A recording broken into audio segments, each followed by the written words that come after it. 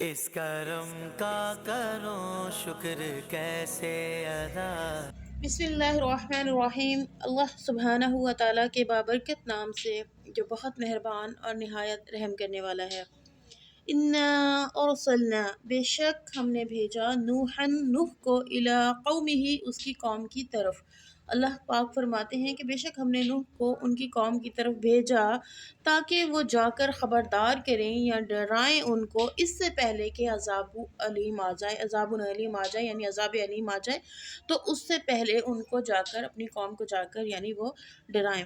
حضرت نوح کا جو سلسلہ نسب ہے، نوح بن لمک بن متوصلح بن حنوک بن یارد بن محلل بن قینان بن انوس بن سیس بن آدم، تو 10ویں پشت پر حضرت آدم علیہ السلام، جو ہم سب کے جد امجد ہیں، جو ابو البشر ہیں، تو ان سے جا کر ملتا ہے۔ ان کے نام کی پروننسیشنز میں کچھ تھوڑی سی ڈفرینس آئے ہیں، اور ایک بہت بڑی بات ہے، ایک بہت بڑا معجزہ ہے کہ حضور علیہ السلام کے نسب مبارک، آقا کا نسب مبارک، آقا علیہ السلام سے لے کر حضرت آدم علیہ السلام تک بالکل محفوظ ہے، حضرت آدم علیہ السلام تک بالکل محفوظ ہے۔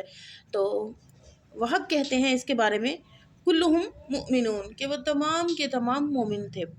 تو جو ابتدا ہو چکی تھی حضرت آدم علیہ السلام کے دور میں قتل عمد کی، تو حضرت آدم علیہ السلام کے جو بیٹوں سے ابتدا ہوئی تھی، تو حضرت ادریس علیہ السلام کے زمانے میں نفاق پھیلا، دوسرا گناہ، لوگ فسق و فجور میں مبتلا ہونے لگے۔ حضرت نوح کے عہد تک آتے آتے شرک آ گیا، کفر آ گئی، ظلم، بدکاری انتہا ہو گئی، دل سخت ہو گئے، مزاج اتنے بگڑ گئے اور عقلیں اتنی مسخ ہو چکی تھی کہ حضرت نوح علیہ السلام نے 10، 5 یا 50 سال نہیں، 950 سال تک انہیں صبح شام سمجھایا، انہیں خلوت و جلوت میں دعوت حق دی، لیکن گنتی کے چند لوگوں کے علاوہ آپ کی دعوت کو کسی نے قبول نہیں کیا، بلکہ اور بغض و عناد بڑھ گیا۔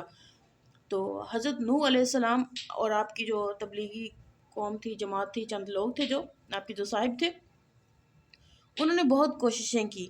تو اسی کے بارے میں، انہی کوششوں کے بارے میں اور ان کی زندگی کے بارے میں اس سورہ مبارکہ میں اللہ سبحانہ و تعالیٰ نے نبی کریم علیہ السلام پر یہ آیات نازل کی، یہ سورہ نازل کی، تاکہ جو آنے والی قوم ہے، جو اس وقت کے مشرکین مکہ ہے اور مومنین ہیں، وہ جان لیں کہ پہلی قوموں کے حالات کیا تھے۔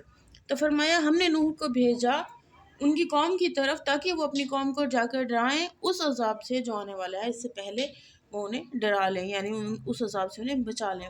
تو انہوں نے جا کر کہا، قال یا قومی، اے میری قوم، انی لکم نذیر مبین، میں تمہیں صریح طور پر، واضح طور پر، مبین کا مطلب ہوتا ہے روشن، عیاں، کھلا، واضح، جو میں نے لے لے، تو فرمایا میں کھلے واضح طور پر، صریح طور پر آپ کو ڈرانے کے لیے آیا ہوں، یعنی عام فہم الفاظ میں اور کھلے انداز میں ڈرانے والے بن کر آیا ہوں، تاکہ تم باز آ جاؤ، توبہ کر لو ان گناہوں سے جن میں تم ملوث ہو چکے ہو، اور تم عبادت کرو اللہ کی، واتقوہ، اور اسی سے ڈرو، اور واتیون، اور میری پیروی کرو، یعنی جو میں آپ کو دعوت دے رہا ہوں، جو ان کی دعوت تھی بنیادی طور پر 3 اصولوں پر مبنی تھی کہ کفر و شرک چھوڑ دو، اللہ وحدہ لا شریک کی عبادت کرو، اس سے تمہارے عقائد درست ہو جائیں گے، تمہاری سوچ، تمہاری عقلیں جن وسوسوں، جن تہمات میں جکڑی ہوئی ہیں ان سے آزاد ہو جائیں گی۔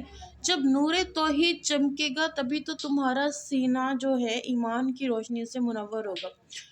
سیکنڈلی تھا کہ میری دعوت کا دوسرا اصول یہ ہے کہ تم تقوی کو اپنا شعار بنا لو۔ جب تم متقی اور پارسا ہو جاؤ گے، فسق و فجور کی تمام بری عادتوں، بری لتوں سے پاک ہو جاؤ گے، ظلم و ستم، لوٹ، جھوٹ، غیبت، خود غرضی، حرص، ایون کہ معاشرے میں جتنی برائیوں کے نام لیے جا سکتے ہیں اس وقت ان میں پائی جاتی ہیں، تو فرمایا یہ ساری چیزیں ویسے ہی، ان چیزوں کا نام و نشان ہی ختم ہو جائے گا۔ تو خود سوچو کہ تمہارا معاشرہ اور تمہاری خوش آئندہ وہ جو تبدیلی ہوگی تمہارے آنے والے فیوچر کے لیے، مستقبل کے لیے، وہ کتنی اچھی ہوگی۔ اور تھرڈ ان کی جو دعوت کا اصول تھا وہ یہ تھا کہ فرمایا کہ میری پیروی کرو، اطاعت کرو، تمہارے رب نے مجھے مرشد اور رہنما بنا کر مبعوث کیا ہے، میں تمہیں سیدھی راہ پر چلاؤں گا، मंजिल मकसूद तक पहुंचा दूंगा कि जब तक तुम मुझे अपना रहनुमा, अपना पेशवा तस्लीम करोगे तो तुम ना तो इंतशार में फैलोगे, ना फैलाओगे, और ना किसी किस्म के इंतशार में मुलविस होगे, और ना कोई तुम्हें मुंतशिर कर सकेगा। तुम लोगों का एक कौमी इत्तेहाद पैदा हो जाएगा और तुम एक मुनज़्ज़म और मुत्तहद मिल्लत की तरह एक क़ुव्वत और शौकत के साथ ज़िंदगी बसर कर सकोगे। तो बेसिकली ये बहुत ही ज़बरदस्त था कि अगर वो आपकी आय जो आपने उनको दावत दी थी उसको कबूल करते तो खूबसूरत ज़िंदगी जीते, अल्लाह की पैरवी करते, अल्लाह सुब्हानहू व तआला की रबूबियत का ऐलान करते, ज़ाहिर जो अल्लाह सुब्हानहू व तआला ने फरमाया उसका चर्चा करते और उसके नबी की अताअत करते। तो फरमाया कि याग़फिर लकुम मिन ज़ुनूबिकुम, तो वह तुम्हारे गुनाह बख्श देगा, ठीक है, और तुम्हें मोहलत देगा एक मुकर्रर मुद्दत तक। अजल के मुख्तलिफ मानी होते हैं। अजल एक को कहते हैं, एक मायाद को कहते हैं, एक टाइम को कहते हैं। जैसे मौत को भी एक किस्म से ना एक टाइप है, तो उसमें मौत को भी अजल कहते हैं कि जब अजल आएगी, मतलब जब एक मुकर्रर वक्त आएगा, जब वो मुद्दत ख़त्म हो जाएगी, ठीक है, जो फिक्स टाइम होता है। तो फरमाया बेशक बेशक अजल अल्लाह, बेशक अल्लाह सुब्हानहू व तआला ने मुकर्रर किया है हर एक के लिए वक्त जिसे ला युअख़्ख़रु, कि जिसे मुअख़्ख़र नहीं किया जा सकता, जिसे टाला नहीं जा सकता। लौ कुंतुम तालमून, अगर तुम जान जाओ, अगर तुम इस हकीकत को अपने ऊपर ज़ाहिर कर लो। तो जब हज़रत नूह ने अल्लाह सुब्हानहू व तआला से फरमाया कि ए मेरे रब, मैंने दावत दी अपनी कौम को लैलन व नहारा, दिन और रात।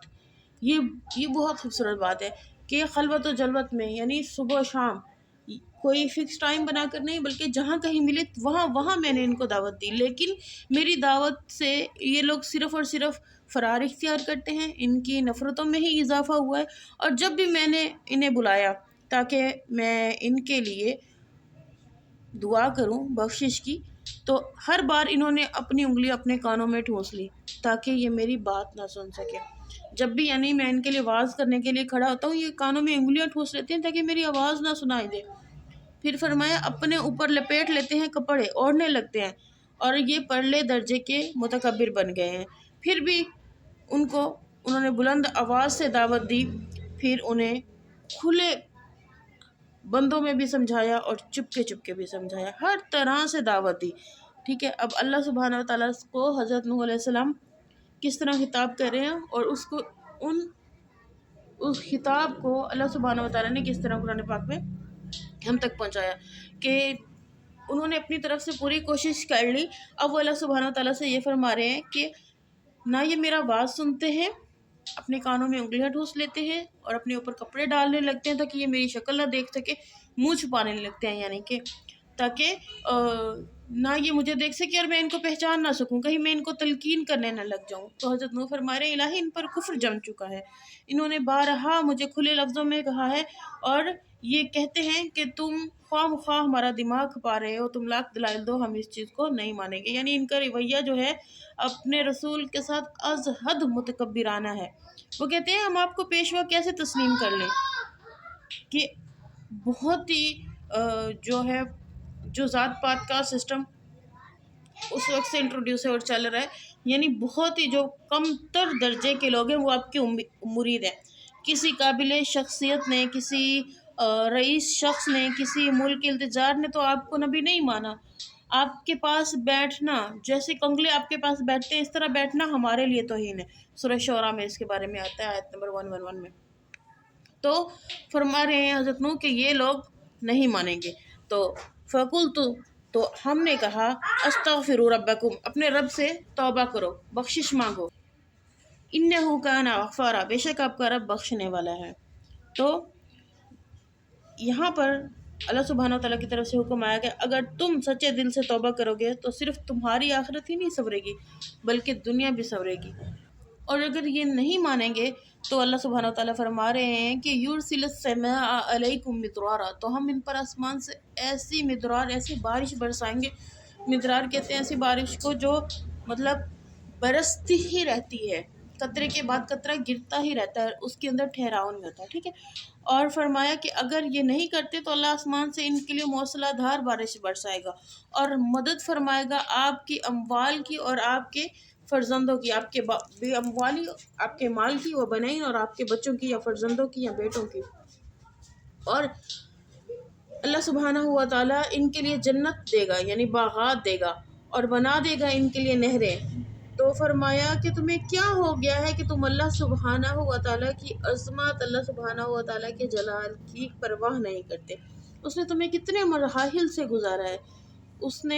تم نے تمہارے لیے 7 سماوات انطباقا، تہ بتہ 7 آسمان بنائے ہیں. اس نے تمہارے لیے چاند بنایا، وجعل القمر فیہن نورا، تمہاری روشنی کے لیے قمر بنایا یعنی کہ چاند بنایا.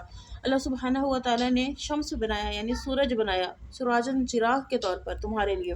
اللہ نے زمین سے تمہارے لیے عجب اناج اگائے، پھر لوٹا دے گا تمہیں اسی میں اور دوبارہ نکالے گا، یعنی تم مر جاؤ گے، اسی زمین میں جاؤ گے اور دوبارہ کل قیامت پیدا کیے جاؤ گے. اور اللہ تمہیں وہی زمین کو، اللہ نے تمہارے لیے فرش بنایا ہے، بچھونا بنایا ہے تاکہ تم اس کے کھلے راستوں پر چل سکو. تو حضرت نوح علیہ السلام نے عرض کی، اے میرے پروردگار، انہوں نے پھر بھی میری نافرمانی کی، یعنی میں نے ان کو ہر طرح سے سمجھا لیا لیکن انہوں نے پھر بھی میری نافرمانی کی. تو یہاں تک یہ بتایا جا رہا ہے، اللہ سبحانہ و تعالیٰ نے ان کو فرمایا کہ اگر یہ لوگ اسلام قبول کرتے ہیں، یعنی اپنے نبی کی پیروی کرتے ہیں، تو اللہ ان پر بر وقت بارشیں برسائے گا، قحط سالی کا کوئی خدشہ نہیں ہوگا، انہیں ڈول ڈالنے، رہڑ چلانے، نہریں کھودنے یا اس طرح کی زحمتوں سے بھی نہیں بچنا پڑے گا. اللہ صرف تم پر نوازشیں ہی نوازشیں کرے گا.